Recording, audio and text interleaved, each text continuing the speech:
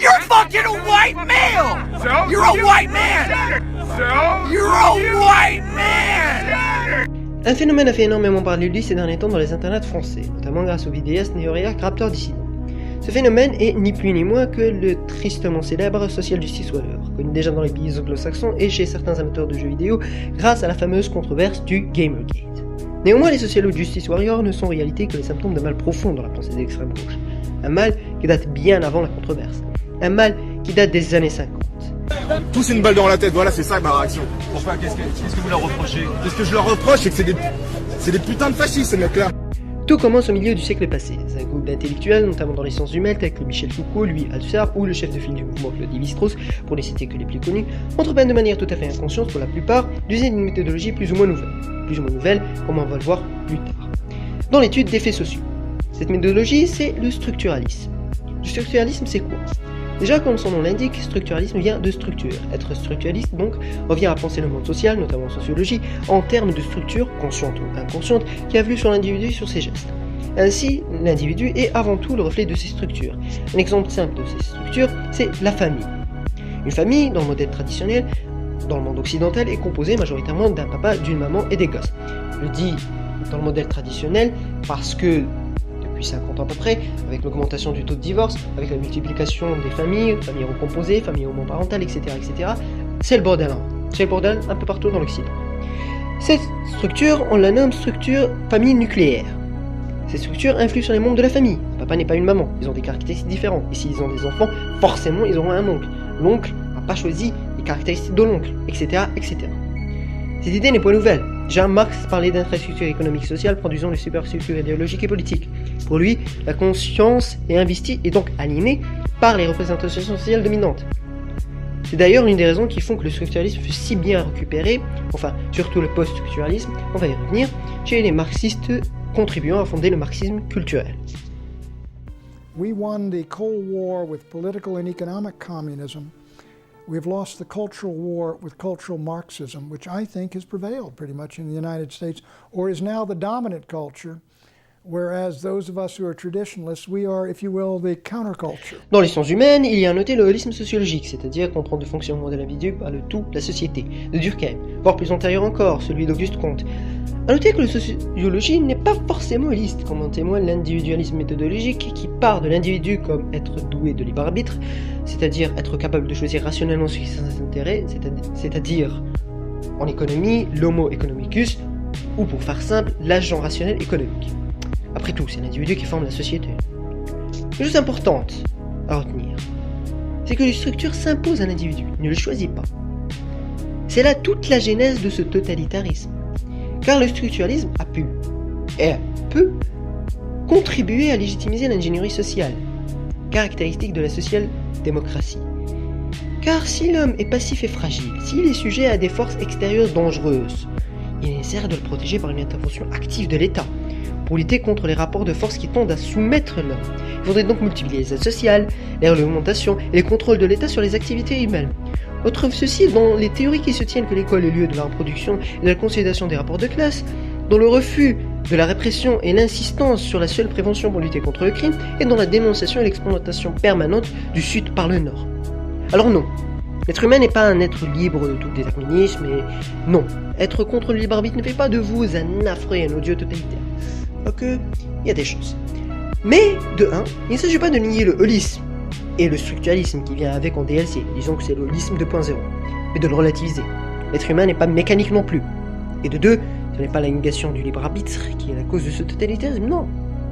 Le problème, c'est de croire, comme on l'a vu avec la social-démocratie, qu'il y a des gens qui en souffrent et des gens qui en profitent. Dans presque tout le totalitarisme de l'histoire, il y a un ennemi agité par le totalitaire pour justifier ses actes immondes. Notre néo-totalitarisme préféré, oui, je dis beaucoup le mot totalitarisme, je vous emmerde, ne dérogue absolument pas à la règle. À partir de mai 68 et le post-structuralisme il y a 7 ans, le rapport à l'autorité change. Les structures sont vues comme des moyens de domination du dominant sur les dominés qu'il convient de détruire pour libérer les dominés de leur chaîne. Pour donner un exemple simple, par exemple, la famille enferme ses membres dans des rôles désavantageux pour certains, par exemple les mères, selon des vues différentes des nôtres, du mien. D'ailleurs, face à ces structures oppressives, un mouvement est venu, enfin une méthode. La déconstruction ou déconstructionnisme. C'est une méthode qui vise à déconstruire les structures sociales et changer si possible, à commencer par le langage et les rapports à la rationalité en 7 ans. Bon, ok, mais pourquoi c'est totalitaire? Pour 3 raisons. Car cela ne prend pas en cause l'autonomie du sujet, car cela conduit aussi à la négation de tout débat contradictoire, et enfin car cela s'impose à tout le monde. Prenons l'exemple de Madame Laurence Rossignol et le voile islamique. Le 30 mars 2016, sur RMC, Madame Laurence Rossignol compare les musulmanes choisissant de porter le voile aux nègres qui étaient pour l'esclavage, et déclare les affronter sur le plan des idées. Pour l'exemple, je vais me risquer à extrapoler sur sa pensée, ce qui ne veut pas dire que c'est forcément vrai, qu'elle est néo-totalitaire. Ne faites pas dire ce que j'ai pas dit. J'extrapole. À mes risques et périls, mais c'est pour l'exemple. C'est pas forcément vrai. Quoique j'en suis quasi certain. Pour madame, le voile n'est qu'un symbole qui enferme la femme encore plus dans un rôle de soumise. Pour elle donc, les femmes qui acceptent de porter le voile sont des femmes vaincues par les structures qui s'y soumettent. Pour elle, il faut interdire le port du voile, pas forcément par la loi, mais de façon à le minimiser et à faire perdre son influence dans les structures, et ainsi changer les structures et libérer la femme dans son rôle faussement choisi. Vaine illusion, certains actes sont bel et bien un fruit de volonté individuelle, non nés de structures sociales. J'ai pris l'exemple du voile, mais je peux aussi prendre le cas du travail des femmes, et le paradoxe norvégien du genre. Je conseille d'ailleurs à ce sujet les 7 documentaires nommés Lavage de cerveau de Harald High sur le sujet, c'est passionnant. Ce genre de procédé est appliqué partout, ce qui conduit au flicage généralisé. Chaque acte susceptible de favoriser les structures oppressives, selon une définition tout à fait subjective de ce qui est oppressive, ce qui donne de jolies guerres entre néo-totalitaires, chaque acte favorisant les structures oppressives, donc, doit être combattu. Et face au changement des réalités sociales, devient de plus en plus violent et de plus en plus interventionniste. Ce qui explique le flicage généralisé des social-justice warriors et leur violence, ou plus évident encore, niveau violence, des féministes.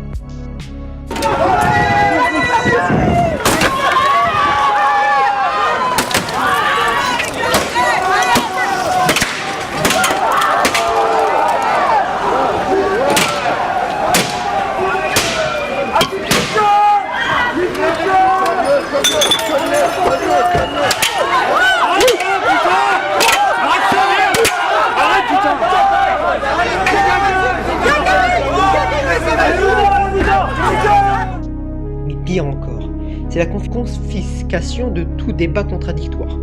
Est-il en effet utile de discuter avec les individus, en particulier ceux qui n'ont pas les mêmes idées que nous, puisque ces idées sont le produit de la détermination sociale et que vous pouvez donc les connaître à l'avance? À quoi bon discuter avec un patron, même gentil, même de gauche, même intelligent, même généreux, puisqu'il est par définition dans le mauvais camp? Comment sans doute, Karl Marx commençait déjà à montrer ce comportement. J'essaie de répondre à la plupart des critiques qu'on lui adressait sur la base de leur provenance bourgeoise. Sa façon de procéder a contribué d'ailleurs à faire de Marx et de sa théorie un non-science, comme l'ont prouvé d'énormes et d'imminents étymologistes, comme par exemple le célèbre Karl Popper. D'ailleurs, Marx va jusqu'à écrire: quant aux accusations portées d'une façon générale contre le communisme et à des points de vue religieux, philosophiques ou idéologiques, elles ne méritent absolument pas un examen approfondi. Il ajoute, au chapitre 2 de son célèbre manifeste, « Inutile de nous chercher querelle. Si c'est pour appliquer à l'abolition de la propriété bourgeoise les talons de vos notions bourgeoises de liberté, de culture et de droit, vos idées résultent elles-mêmes du régime bourgeois de production et de propriété, comme votre droit n'est que la volonté de votre classe érigée en loi, volonté dont le contenu est déterminé par les conditions matérielles d'existence de votre classe. » On peut discuter longuement de cela, on peut dire ce que l'on veut, mais, faut bien l'admettre, une telle idéologie est simplement dangereuse. Que ce soit pour les pseudo-oppresseurs ou pour les pseudo-opprimés, car se trouvant souvent infantilisés. La seule attitude possible, donc face à elle, est de la combattre sur le plan des idées et d'assumer sa vie sur le plan des actes.